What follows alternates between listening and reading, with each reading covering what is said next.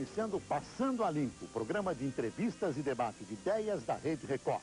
Os entrevistados desta noite são o sambista Germano Matias, que está comemorando 45 anos de carreira, e a deputada federal do PSD, Luísa Erundina, candidata a prefeita de São Paulo, que já está aqui comigo. Este programa foi gravado na última sexta-feira, portanto, hoje nós não estamos recebendo perguntas dos telespectadores. Deputada Luísa Erundina, mais uma vez obrigado por ter atendido ao nosso convite. E a pergunta que se faz é por que a senhora decidiu ser novamente candidata a prefeita de São Paulo? Boa noite, Boris. Boa noite, telespectadores.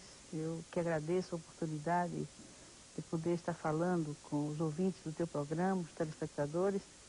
E a minha resposta a essa tua pergunta é de que eu amo São Paulo, devo muito a essa cidade.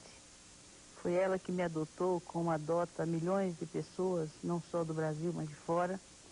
E eu acumulei uma experiência como prefeito dessa cidade que me credencia, modéstia à parte, a tentar de novo ajudar essa cidade. No momento em que a cidade se encontra numa situação lastimável, sobretudo na autoestima do paulistano, os problemas mais agudos estão sem resposta e eu me sinto, modéstia à parte, em condições de coordenar uma equipe de governo e, ao mesmo tempo, mobilizar a sociedade civil no sentido de a gente encontrar as respostas e soluções para os graves problemas dessa cidade.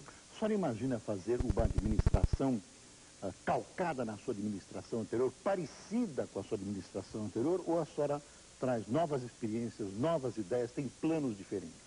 Olha, Boris, veja, a cidade de São Paulo não é mais a mesma de 10 anos atrás, porque ela mudou. E a senhora? Eu também mudei.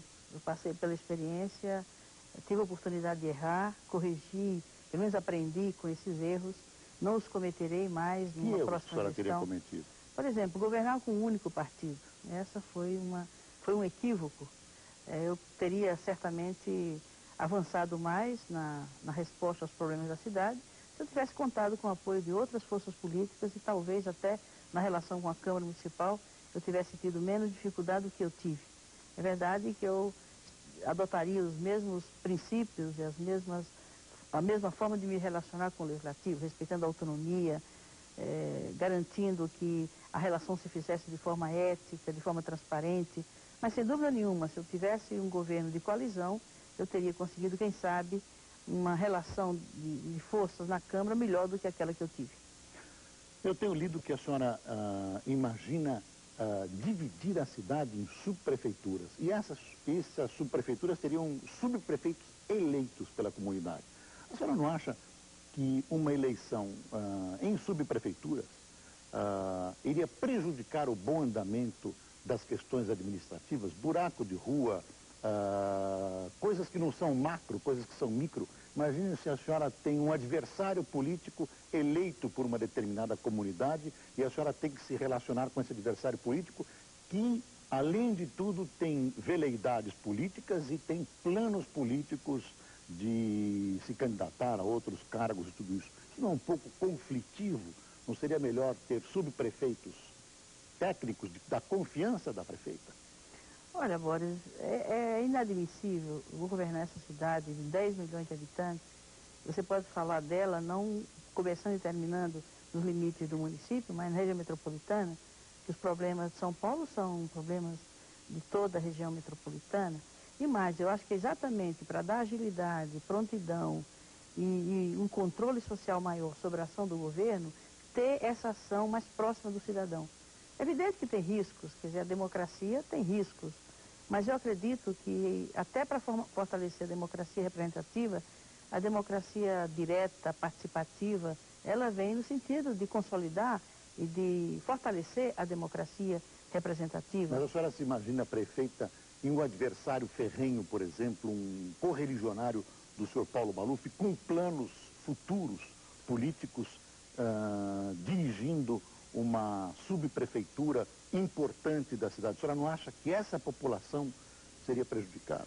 Olha, Boris, ele não vai governar sozinho, ele vai governar com um conselho de representantes eleitos diretamente e com o poder de gerenciar diretamente as decisões de governo, definir prioridades, controlar a execução dessas prioridades. O plano de governo local terá que ser o resultado de uma ampla discussão, uma ampla decisão colegiada entre esse conselho e o subprefeito. Eu imagino que a sociedade ela vai se habilitar, se mobilizar e se interessar de influir nos destinos da vida daquela coletividade. As administrações regionais dessa cidade têm 1 milhão, 1,5 milhão de habitantes, algumas delas, portanto são grandes cidades.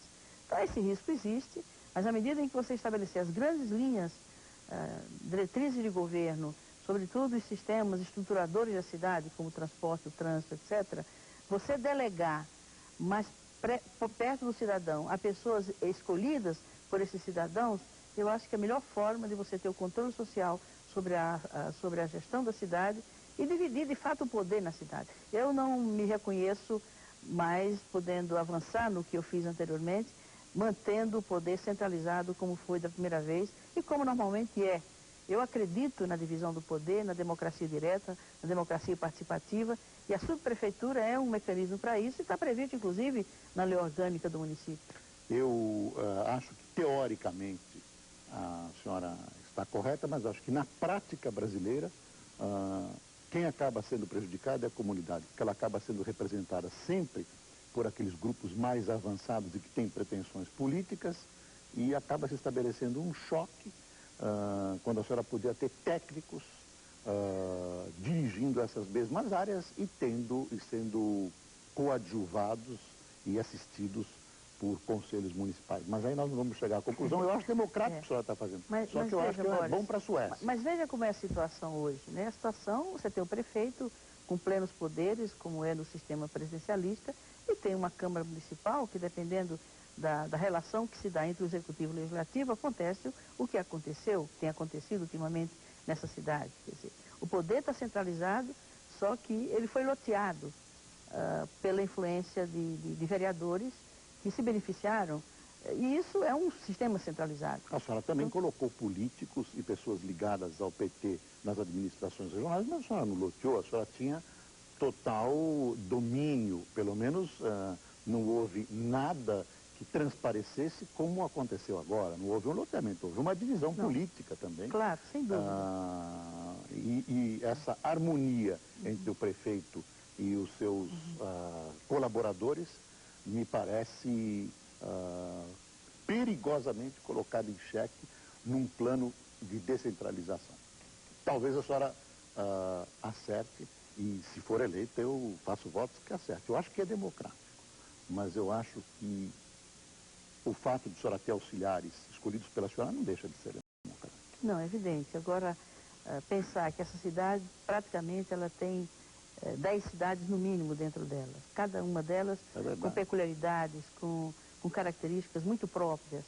E alguém, centralizadamente, com equipe de secretários, fica muito distante e um plano único para a cidade não dá conta dessas peculiaridades, dessas características e de uma realidade que pode ser planejada e ser desenvolvida de acordo com as características e peculiaridades dessa região. Isso feita pelos cidadãos que vivem nela, que, de uma certa forma, conhece melhor do que o prefeito e o secretariado, de uma realidade onde essas pessoas vivem, moram, trabalham, enfrentam os problemas, demandam os serviços públicos. Enfim, eu acho que dar uma racionalidade à ação de governo na cidade e uma efetiva participação dos cidadãos nos seus destinos, nos destinos de sua cidade e da sua região administrativa. Eu quero passar por um tema que é polêmico e que está sendo alvo de muita polêmica e discussão neste momento, o PAS.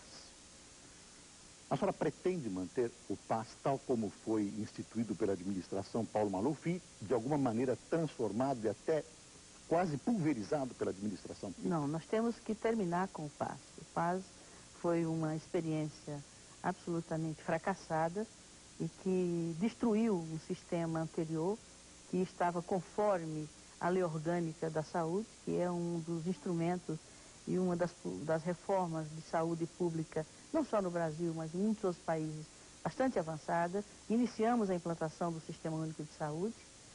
Não foi pleno, não tivemos a gestão plena do sistema, porque não deu tempo, mas avançamos bastante, ele apresentou excelentes resultados, só que a administração seguinte substituiu esse modelo por um outro modelo, depois de destruir o anterior. Quer dizer, ele não simplesmente substituiu. Ele destruiu o anterior, deixou de criar condições para que o outro se mantivesse em plena condição de funcionamento e substituiu por um outro modelo que fracassou.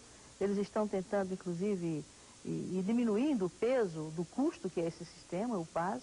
Diminuíram de 8 para 4 módulos, só que eles agregaram, né, de 8 para 4, mas no fundo, na essência, o modelo é o mesmo. É muito caro, não apresentou resultados satisfatórios e hoje é um pouco um modelo híbrido. Eles estão tentando, né, trazer recursos do governo federal através de programas que só são viáveis dentro do modelo do Sistema Único de Saúde, mas há compromissos já firmados. Eu estou pedindo à minha assessoria, que está fazendo uma análise, inclusive jurídica, quais são os compromissos que vinculam a prefeitura a esses contratos.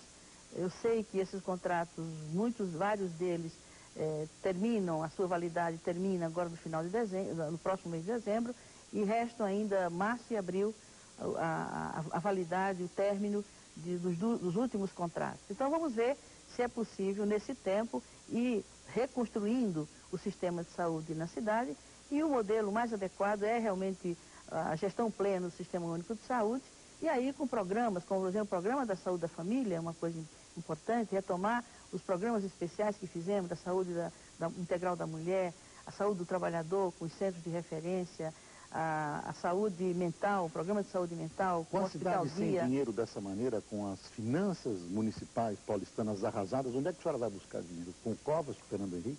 Não, veja, a negociação da dívida, ela foi, em relação aos 80% dela, razoáveis. É razoável você pagar 80% dessa dívida em 30 anos. O que não é razoável é você pagar 20% dela em 30 meses. E isso, de fato, compromete o governo da cidade, pelo menos pelos primeiros 2 anos. Agora, eu entendo que negociar dívida é uma questão política. Quando você chega a um montante de dívida, que é esse, 16,5 bi, deixa de ser uma questão financeira e passa a ser uma questão política.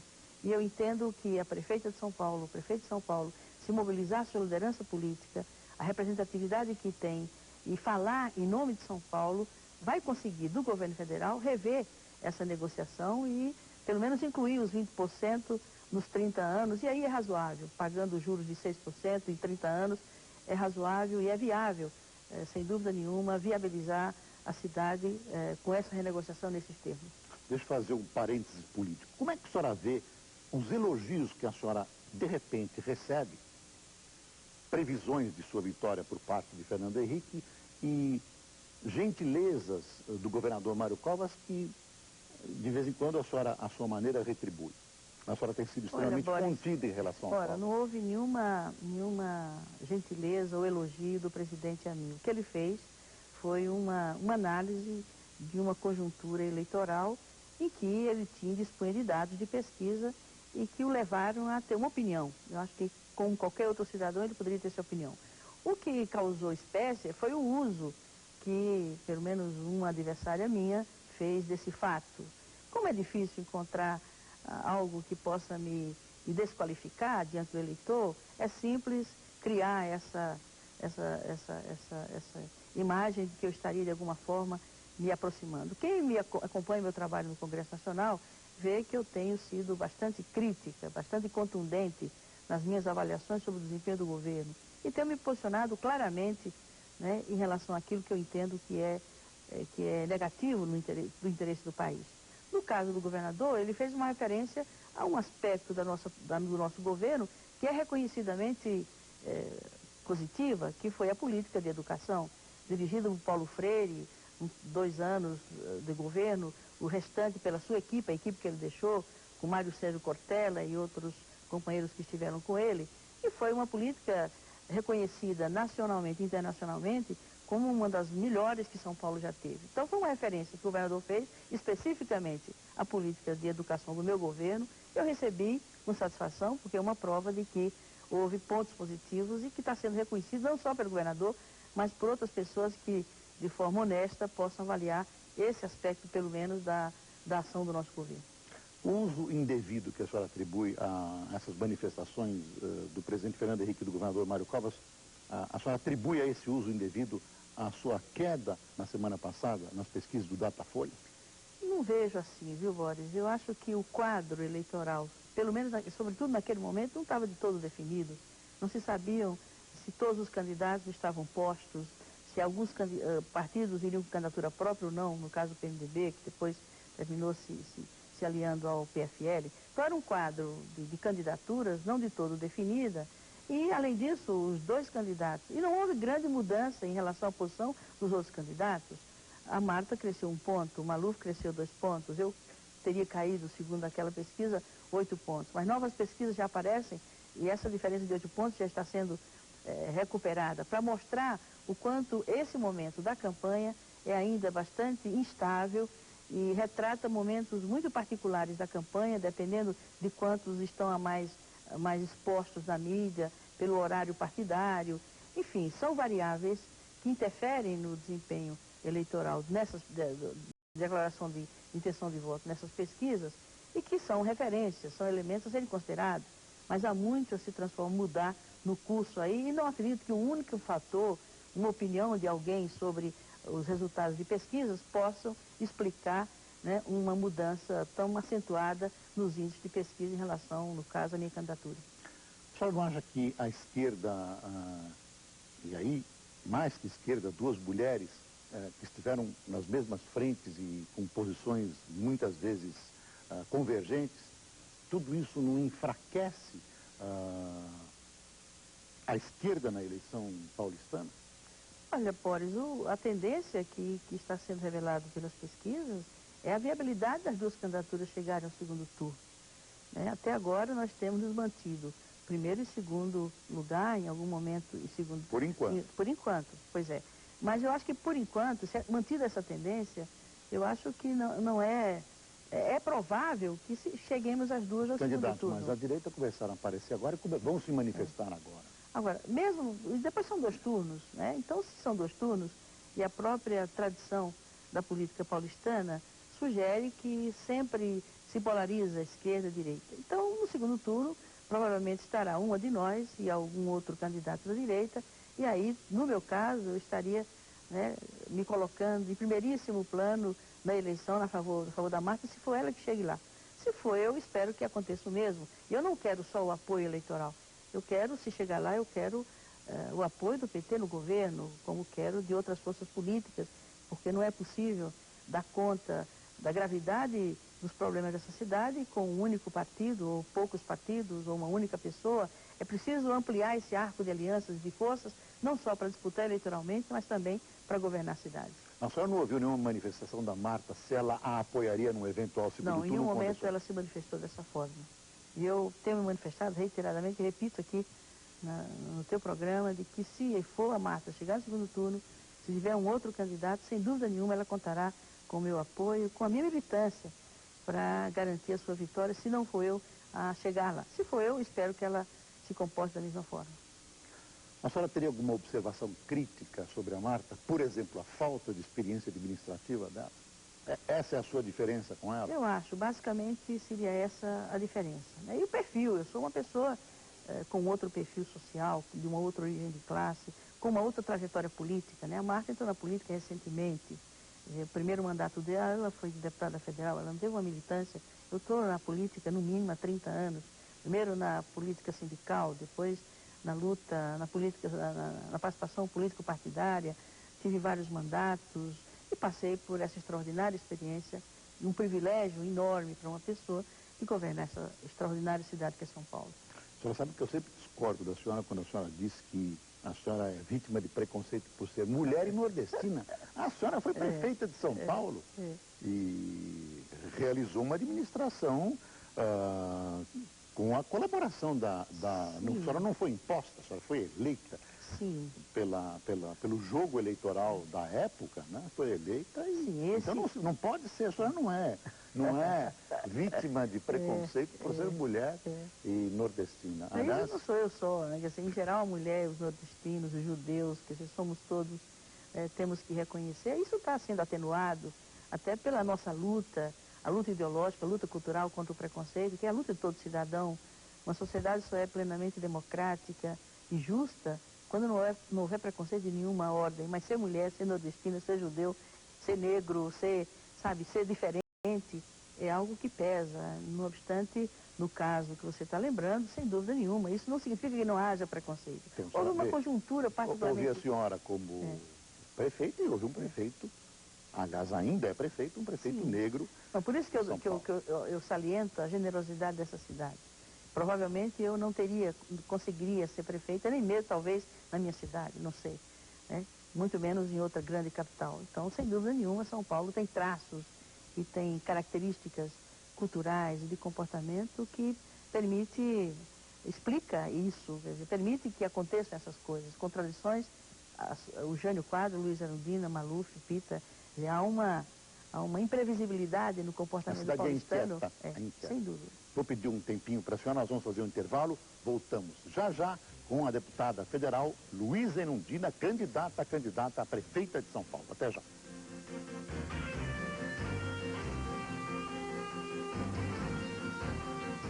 Esporte Record, amanhã, 11 da noite. Se vê pré-candidata a prefeita de São Paulo. Eu volto a lembrar que este programa foi gravado na sexta-feira. Portanto, hoje nós não estamos recebendo perguntas dos telespectadores. Deputada Erundina, a senhora falou de alguns erros da sua gestão e uma das coisas que eu tenho visto com mais criticadas, inclusive o ex-prefeito Paulo Maluf aqui esteve, foi a questão da mansão Matarazzo, que a senhora declarou de utilidade pública para fazer um museu do trabalhador, e parece que a prefeitura está sendo condenada a pagar uma indenização gigantesca aos proprietários da área. Qual é a sua visão a respeito do que acontece? Olha, Boris e telespectadores, é bom a gente resgatar os fatos como eles ocorreram na época. Aquilo foi no início do meu governo e havia a necessidade de uma afirmação da minha autoridade na cidade.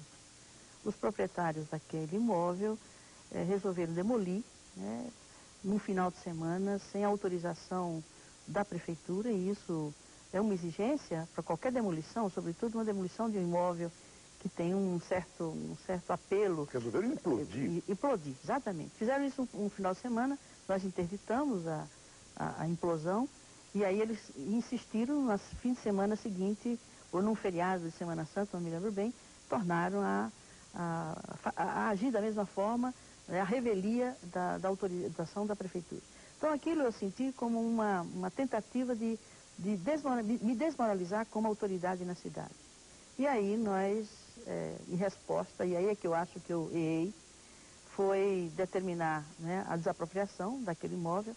E o erro tanto não foi esse, o erro foi sugerir ou propor uma utilização de que seria um espaço em homenagem ao trabalhador. Museu do Trabalhador. O Museu do Trabalhador. Então, nesse sentido, eu acho que foi uma certa provocação do ponto de vista de estar acirrando a questão da condição de classe, trabalhador, os proprietários da imóvel. Quer dizer. Então, avaliando hoje, com a experiência que eu tenho, né, com a maturidade que eu adquiri, vivendo aquela experiência toda, eu acho que eu trataria o caso de outra forma. Mas eu justifico a atitude nossa, naquele momento, muito mais por uma necessidade de dar uma resposta a uma pessoa, a um proprietário, que queria desrespeitar, não a Luísa Erundina, mas a prefeita da cidade. Uma necessidade de afirmar a autoridade na cidade. E ninguém governa cidade nenhuma, muito menos uma cidade com essa complexidade, com essa gravidade de situações, se não tiver autoridade. E naquele momento, a forma de eu afirmar no início do meu governo a autoridade foi agir daquela forma que talvez hoje eu tivesse agido de outra maneira. A senhora teve um problema com o seu vice-prefeito, Luiz Eduardo Greenhalgh, hoje deputado federal. Foi atribuída, na época, a sua desavença com ele a questão da Lubeca, que tinha sido denunciada numa campanha presidencial. Eu vi depoimentos internos do PT, de militantes do PT, que colocavam dúvidas sobre toda essa confusa situação de favorecer ou não a Lubeca, e depois a senhora voltou às boas com ele. A senhora, em algum momento, essa dissensão que a senhora teve com ele, teve relação com esse caso da Lubeca? Porque foi na mesma época. Não, houve um desentendimento entre entre a minha pessoa e a pessoa do vice-prefeito, né, e que comprometeu a minha confiança nele. Não foi especificamente, até porque esse fato foi apurado, nós instalamos uma comissão de investigação dentro da prefeitura, com a participação dele, inclusive, porque ele me substituiu num dado momento e ele, inclusive, autorizou, determinou a instalação daquela comissão processante, interna. Então, qual foi a razão dessa... Olha, você sabe a disputa que tem entre prefeito e vice-prefeito. Isso é uma constante. E muitas vezes não dá para você, não há espaço para duas pessoas na direção de um governo, de uma cidade dessa importância. Ele era secretário e muitas vezes ele extrapolava as suas competências de secretário e havia uma disputa, né, no comando da cidade, e isso realmente criou dificuldades, e a forma que eu encontrei foi exatamente, ele pediu demissão da condição de secretário, continuou como vice-prefeito, evidentemente, e tivemos uma relação respeitosa durante todo o governo, mas nada teve a ver com a situação da Lubeca. A senhora imagina que deva apresentar um plano de transportes, um plano que a senhora tinha apresentado à CNTC, como a senhora apresentou, o transporte gratuito, naquele final de governo seu? Não, veja, aquilo não era um transporte gratuito, era a socialização dos custos de um serviço. Para quem ia tomar o ônibus era gratuito. Veja, não, ele teria pago já, né, quando ele pagou o seu IPTU, ou quando o seu empregador ou seu patrão teria pago a parte que lhe cabia. Seria um fundo em que pelo menos 3 partes seria distribuída entre o usuário, a prefeitura e a sociedade. É um custo alto ficar só sobre o usuário, o custo do transporte, que era o que a gente chamava tarifa zero, só que era uma tarifa paga pelo conjunto da sociedade. Essa experiência tem em outros países. É evidente que não houve a compreensão, nem sequer do meu partido na época, sobre aquela proposta, não houve tempo suficiente para um amplo debate, foi no ano eleitoral, portanto não houve condições de se debater, discutir e se compreender o espírito e os objetivos da proposta. O que eu penso hoje é menos essa questão e é mais no sentido de dar uma racionalidade ao transporte coletivo na cidade.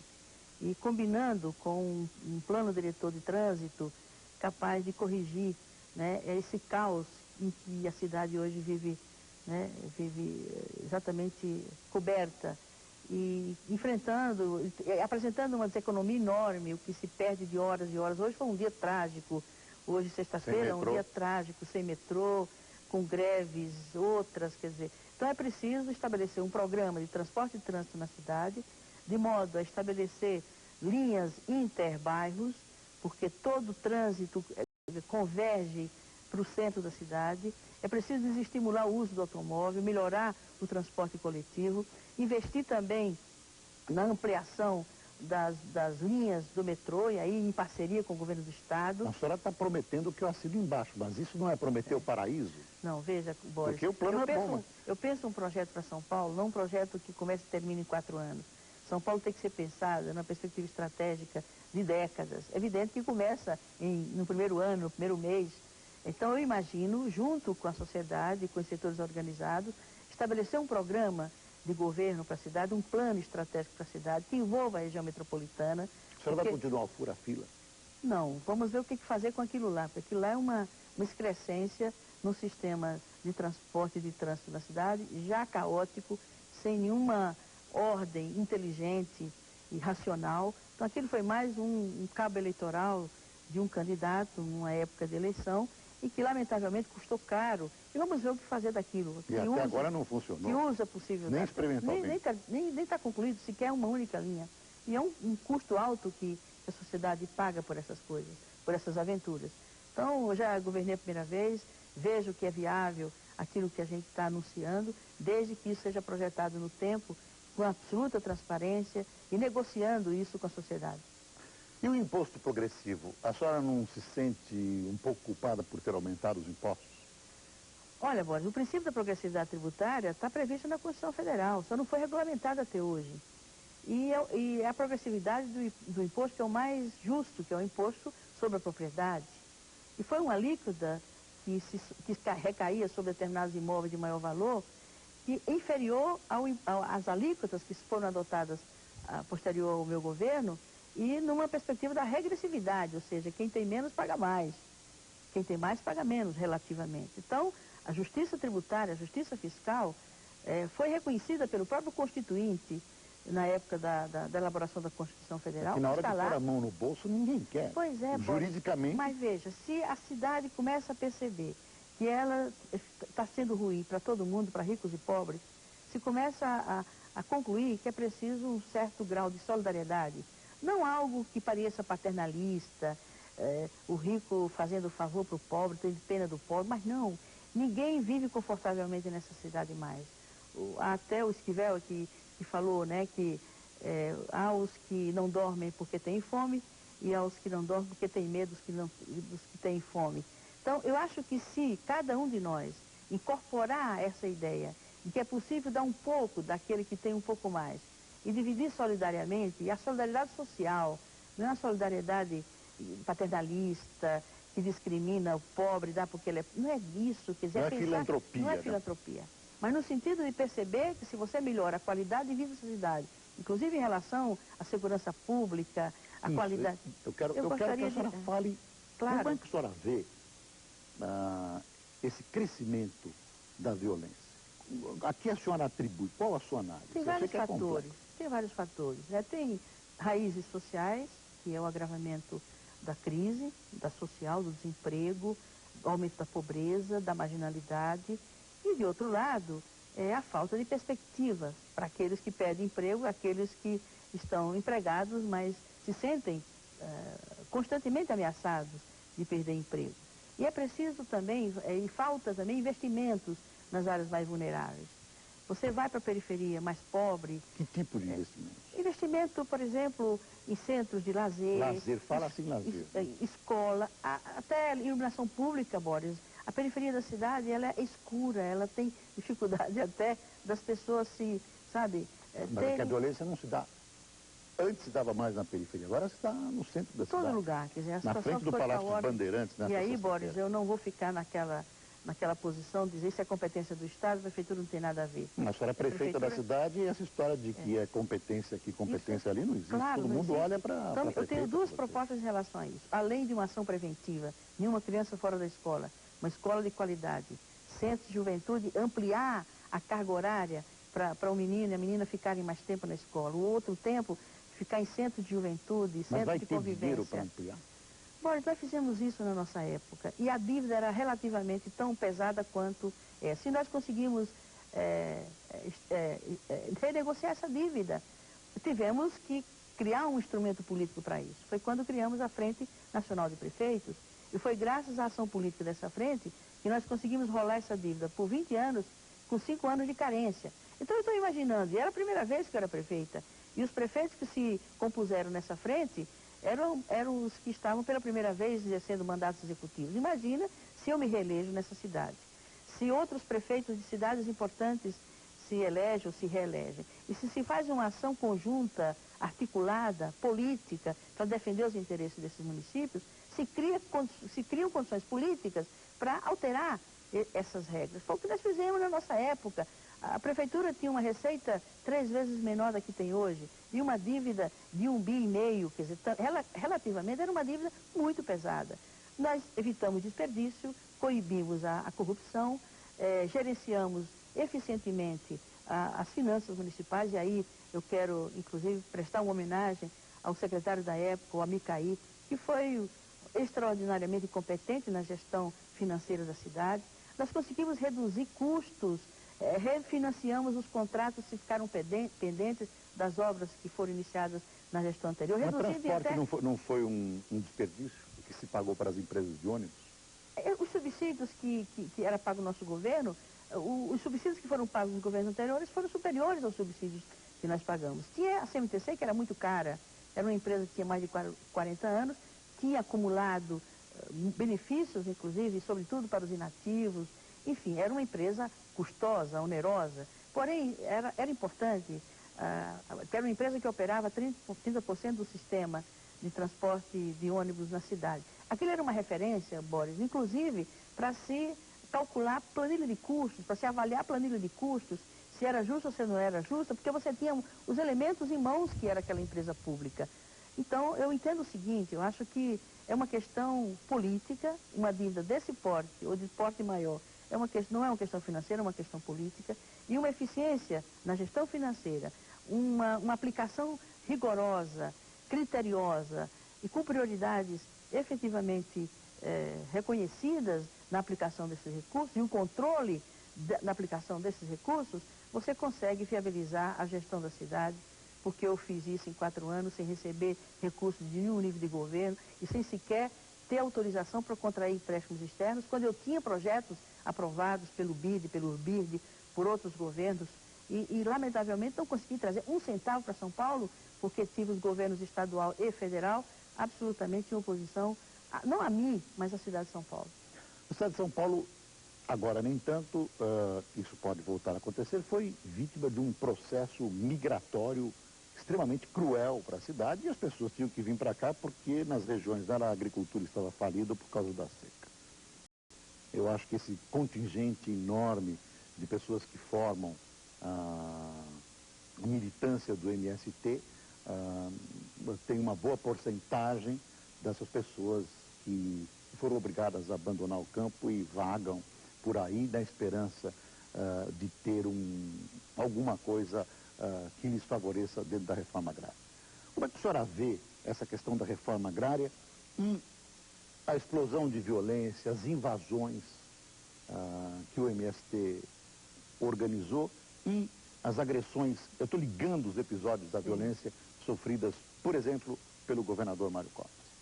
Olha, a luta do MST, eu acho que tem um mérito, não só porque faz avançar medidas de reforma agrária, que não é ainda a que o país necessita, e nós ainda temos uma estrutura fundiária pré-capitalista, pela concentração fantástica de terra nas mãos de poucos.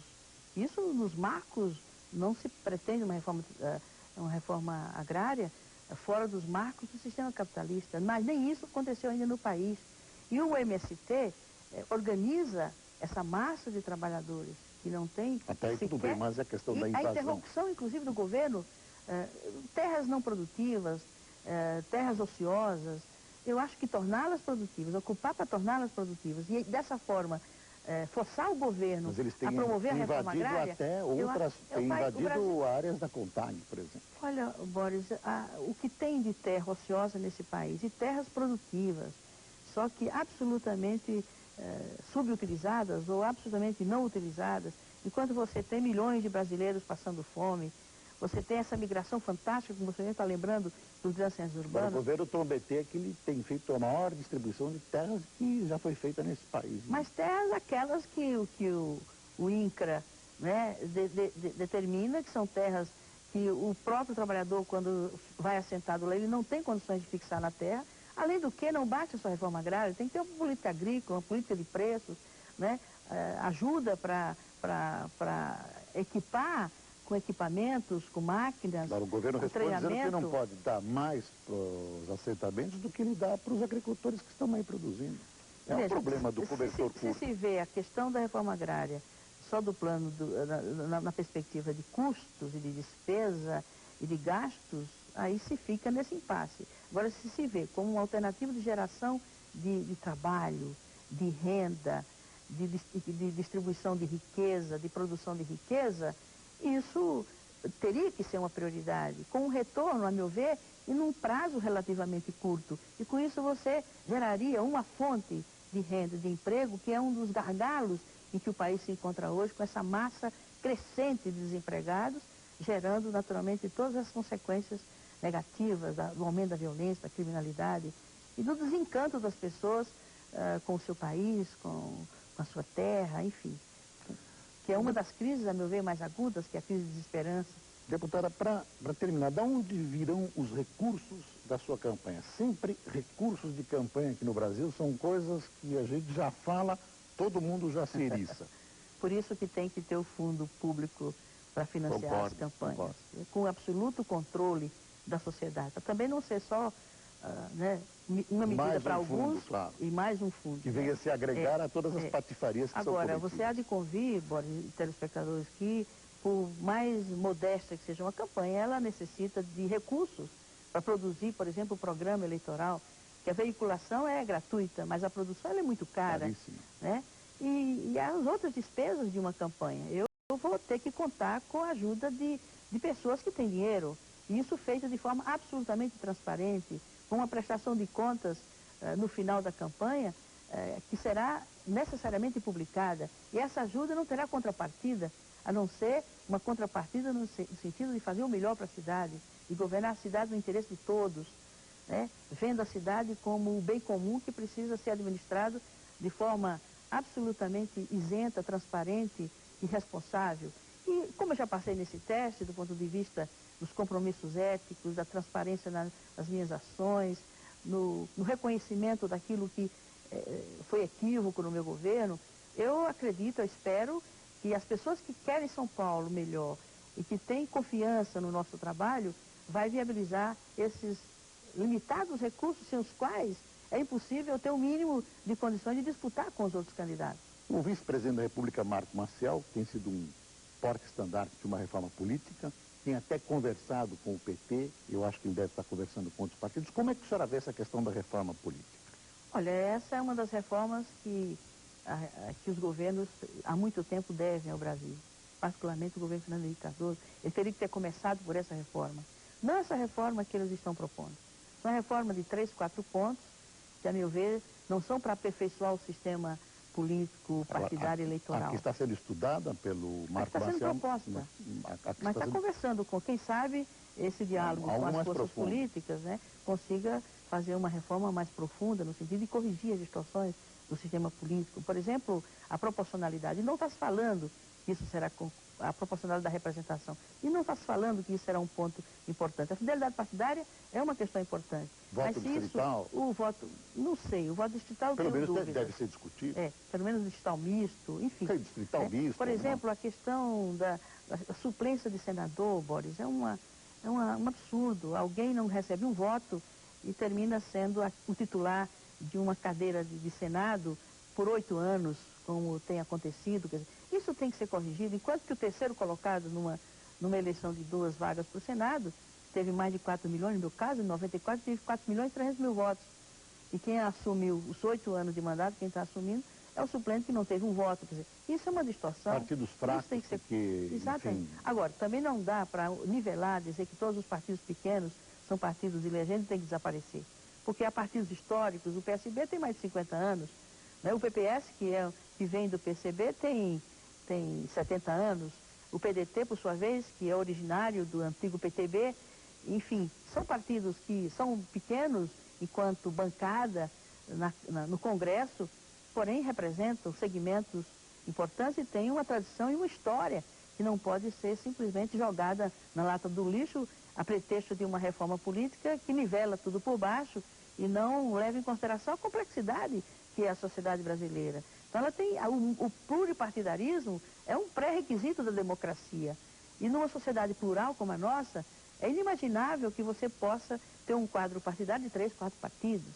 Então, nesse sentido, é preciso fazer a reforma de tal forma a corrigir as distorções, aperfeiçoar o sistema e não simplesmente fazer mudanças casuísticas que, às vezes, sugerem que é mais para facilitar a relação do Executivo com o Congresso e com os partidos do que propriamente para aperfeiçoar o sistema. Concordo. Por isso, ela é uma reforma difícil e eu acho interessante que os partidos, até opostos, visceralmente opostos, como o PT e o PFL, se comecem a se reunir, comecem a discutir de maneira séria. E ser discutido com a sociedade, inclusive. Claro. Até porque, né, Boris, o quadro partidário hoje está esgotado, está exaurido, da esquerda à direita, passando pelo centro. Não acho mais que os partidos, pela sua estrutura, pela sua organização, pela sua proposta política, ideológica, programática, não dá mais conta da realidade enquanto brasileira. Nós votarmos em pessoas e não votarmos em partidos, os partidos serão fracos. Deputada, chegamos ao final da nossa entrevista. Eu queria agradecer mais uma vez a sua presença, como sempre, democrática, e desejar muitas felicidades na sua campanha. Eu tenho certeza que a senhora, como sempre, saberá conduzir uma campanha de alto nível, como a senhora tem conduzido sempre. Esse é meu compromisso. Agradeço a você a oportunidade. Muito obrigado. Obrigada Muito a você, obrigado, Boris. deputado. Até logo. Vamos fazer mais um intervalo. Eu volto depois dos comerciais para conversar com o sambista Germano Matias. Até já. Bom, passando a limpo. E, mais uma vez, eu lembro que este programa foi gravado. Por isso, hoje não vamos receber perguntas de nossos telespectadores. Agora, no Passando a Limpo, o sambista Germano Matias está comemorando 45 anos de carreira. Para as pessoas mais jovens que não acompanharam a carreira de Germano Matias, eu quero dizer que ele, num determinado momento, antes da Bossa Nova, né, foi uma figura exponencial na televisão brasileira, quer dizer, era uma presença extremamente importante.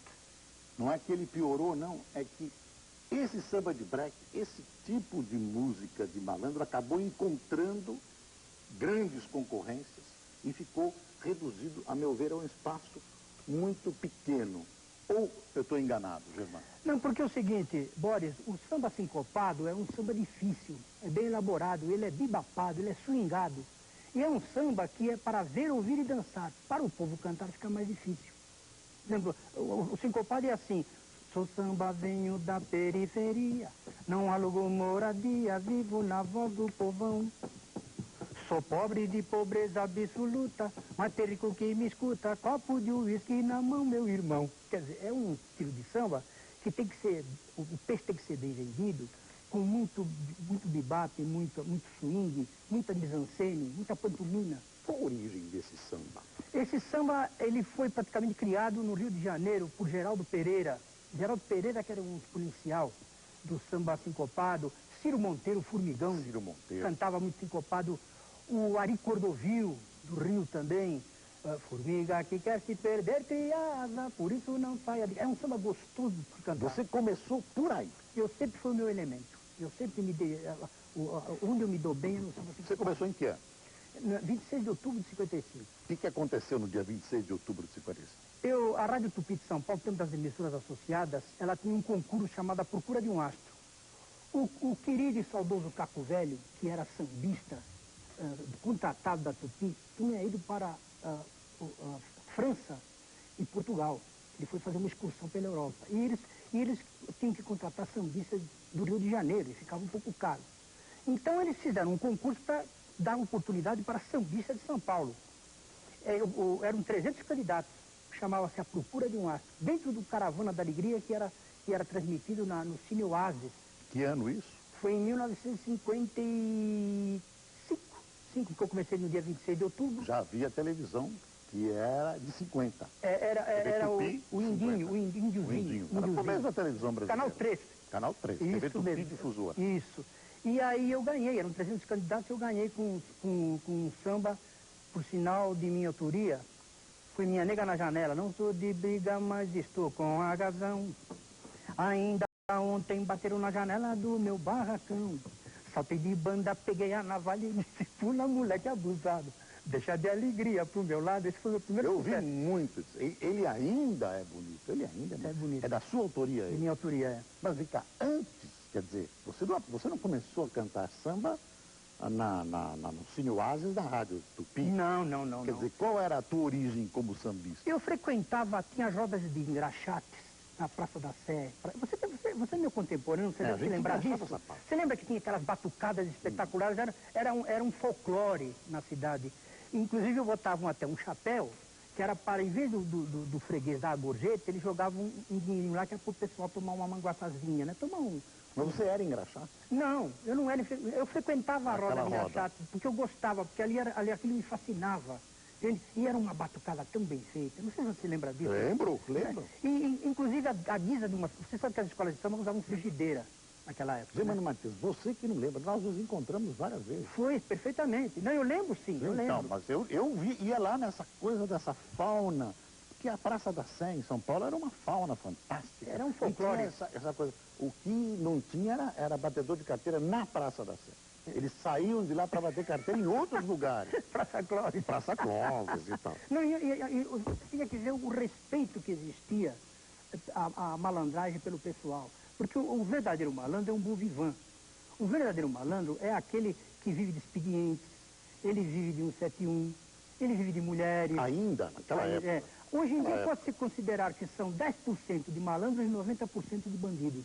Não tem mais aquela malandragem romântica como era naquele tempo, porque existia um ditado que dizia assim: cadeia não foi feita para cachorro, mas eu não estou para fazer curso para canário, nem para passarinho, nem sou leão para ficar na jaula. O malandro até tinha uma indumentária, tinha uma moda, uma roupa. Você lembra quando o Péricles fazia no Cruzeiro o Amigo da Onça? O Amigo da Onça tinha uma roupa de malandro. O Jorge Veiga gravou: o doutor quer falar com você, eu não estou doente, não quero falar com o doutor, não seja assim engraçado, aquele jeito que ele cantava pelo nariz. É o doutor delegado e você não trabalha, vive de moleza, num apartamento com uma loira querida. O doutor quer falar com você para saber os detalhes da sua vida. Pintar brava não sai do Flamengo. E numa barata, sabe, lembra da baratinha? Lembro. E numa barata, parece bacano, cabelo alto, paletó comprido, calça funil igual americano, que chamavam de boca de churro. Eu me lembro que uma época a polícia dizia o seguinte: olha, você não pode fazer uma boca muito apertada na sua calça, porque se não passar uma laranja, você vai preso. Tem um samba de break gravado pelo Moreira da Silva. E depois mudou a moda, aí virou uma coisa assim, boca de sino. Boca de sino, isso mesmo. Isso vai e volta. Mas aquela apertadinha era um horror. E era considerado uma coisa de malandro. Era a maior moda. Em todas as gafieiras, o bom bailarino, o bom dançarino, o bom malandro que se prezava, ele tinha que usar aquela roupa tipo Amigo da Onça. Que o Péricles no Cruzeiro, que fazia aquela caricatura muito bem feita, né? Sapato.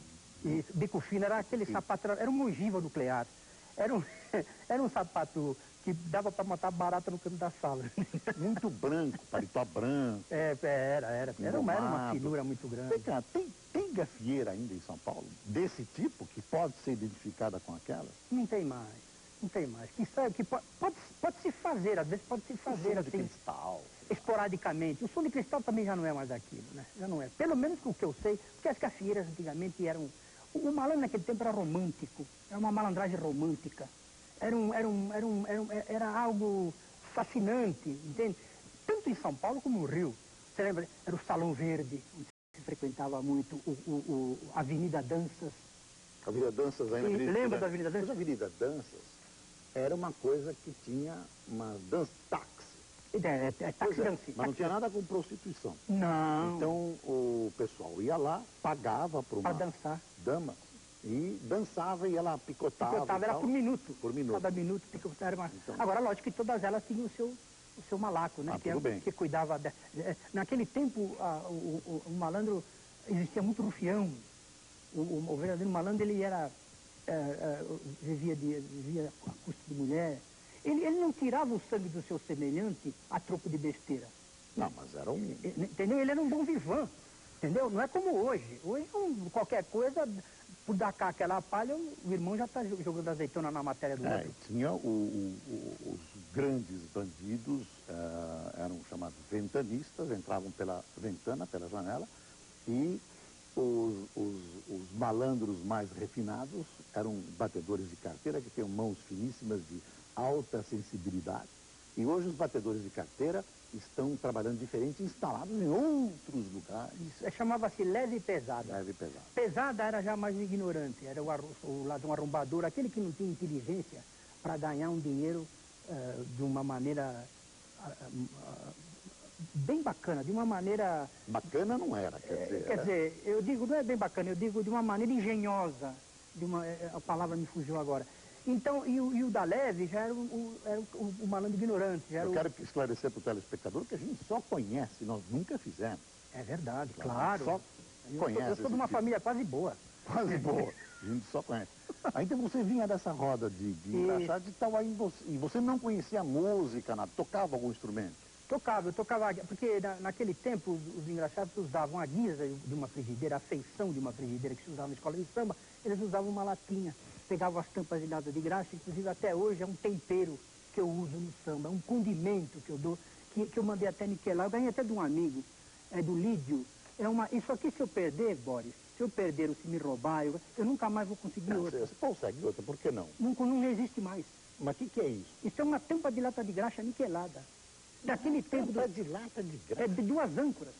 Olha como era, como as latas as latas de graxa eram bem reforçadas, eram finíssimas até. Nossa. Então eu usava a guisa de uma frigideira, eu fazia ritmo, como até hoje faço.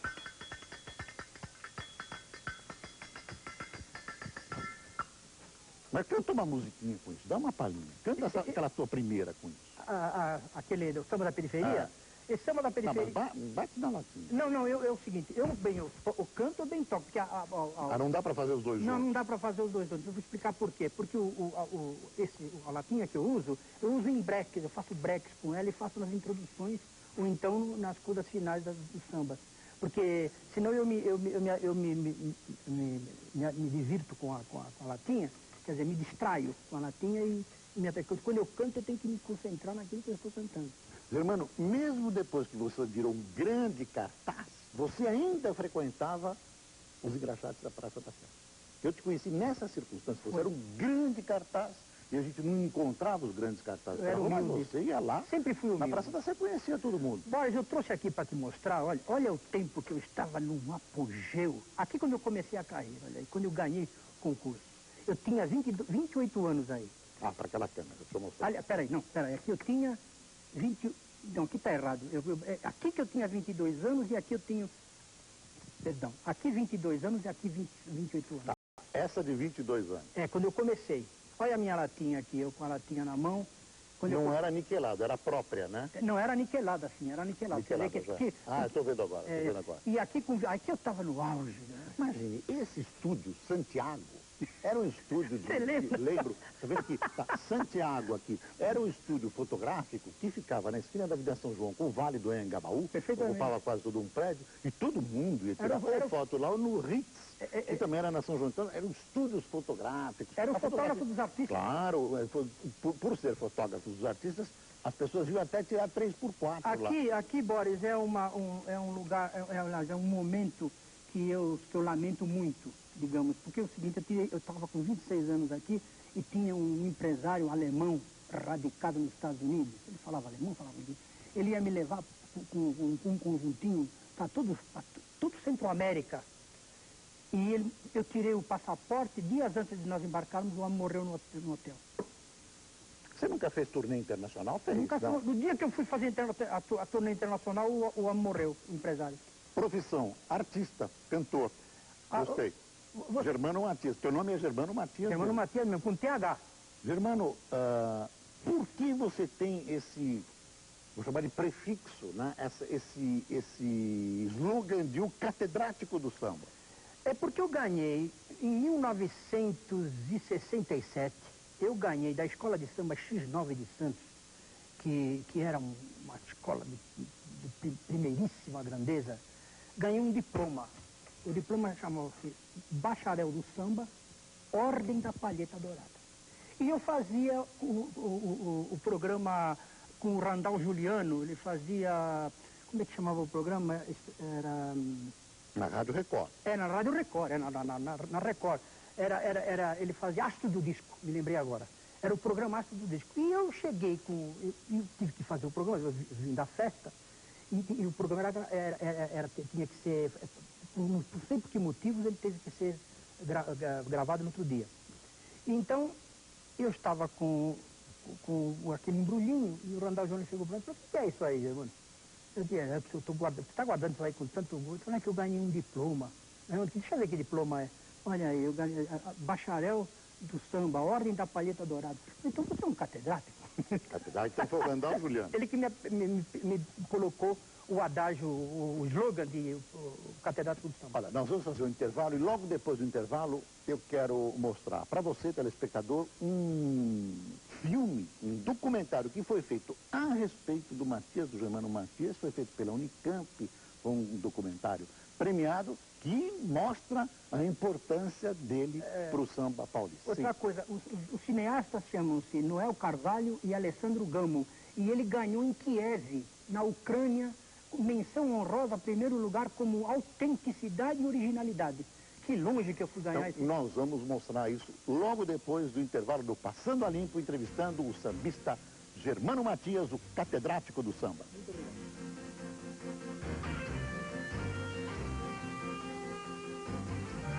Pop TV, amanhã, 10 da noite. Feira, portanto, hoje nós não estamos recebendo as perguntas dos telespectadores. Vamos ver agora, Germano, o trecho do documentário Catedrático do Samba, produzido no ano passado pela Unicamp e em você aparece mostrando toda a sua ginga e que foi premiado em Kiev, na Ucrânia. Vamos lá. Está aqui, ó.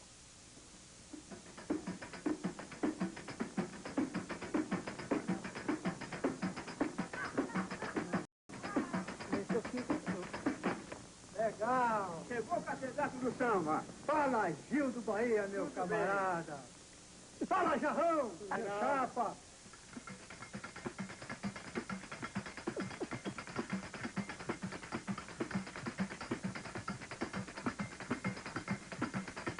No coração da cidade, hoje mora uma saudade, a velha praça da Sé, nossa praça. Da praça da Barricada, agora remodelada, só ficou recordação. Até o engraxate foi despejado e teve que se mudar por sua casa. Ai, que saudade da batucada feita na lata de graxa. Ai, que saudade da batucada feita na lata de graxa no coração. Que maravilha!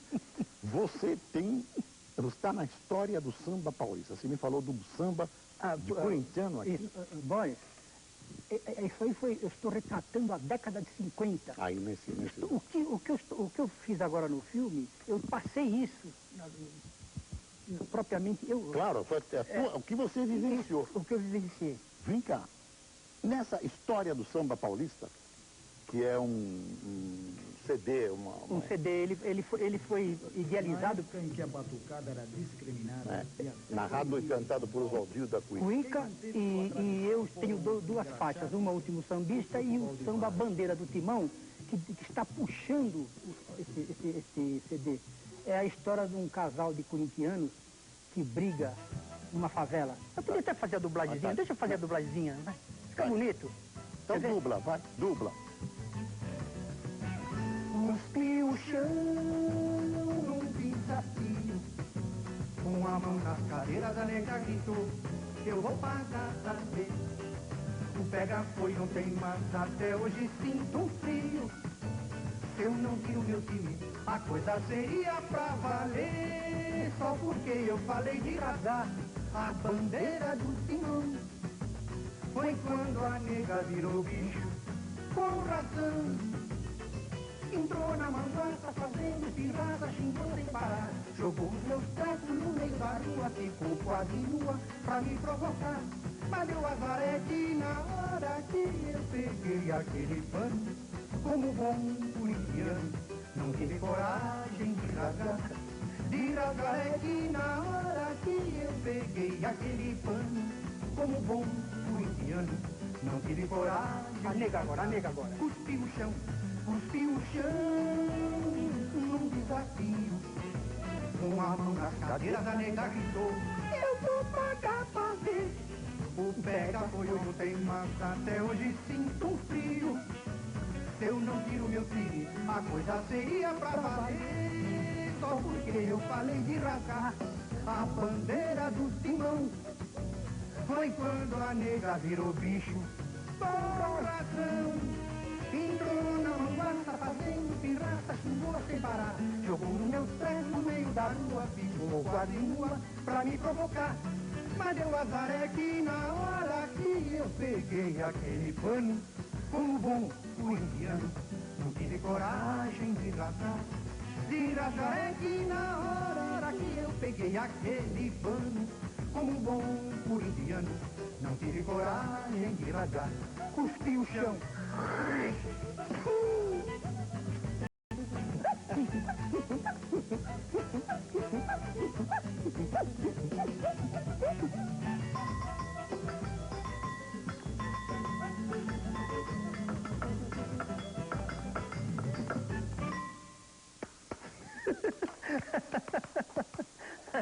eu fui privilegiado porque eu ouvi você cantando. Muito obrigado. E você não precisa dublar, não. Você, nossa. Obrigado. Eu vou mostrar para o telespectador um filme do qual você participou, que foi feito em 1958, um filme chamado Quem Roubou Meu Samba? Quem Roubou Meu Samba, Oswaldo Massaíni. Contracenando com o Anquito. Com Anquito. Uma cena de morro. Vamos ver. Vamos gravei no Rio de Janeiro. Olha aí. No Rio de Janeiro.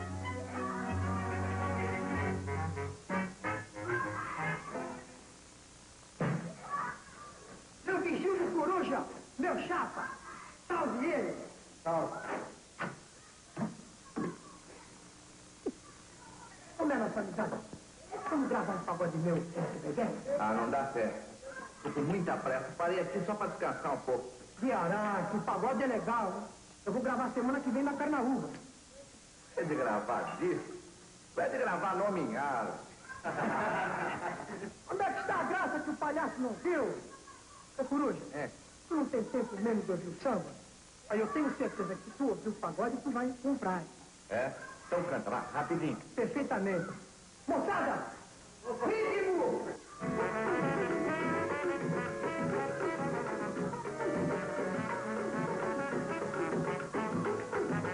Só Deus sabe o que eu desejo pra ver mais criança. Sapato alto, meia de nylon, vestido novo, toda bacana e pro pinite. Tudo com terno novo, bem alinhado. Quero ver minha escurinha, toda elegante de frente. Não quero fazer vergonha ao meu vizinho do lado.